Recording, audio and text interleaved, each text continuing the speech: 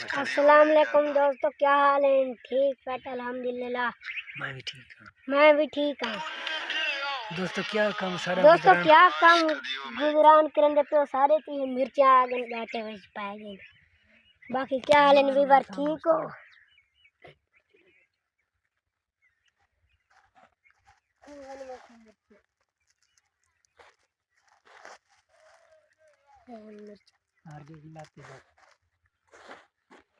मैं लतड़ी मार लकड़ी।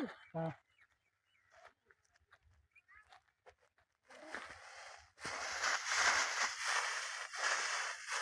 बाकी क्या हाल है दोस्तों, ठीक हो?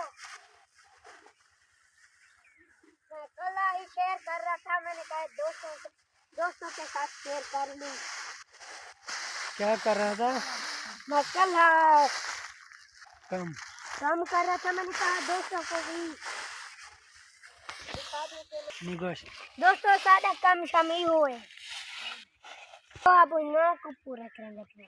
चल शुरू कर। बाकी तंग थी गई हूं तो माफी हुआ तो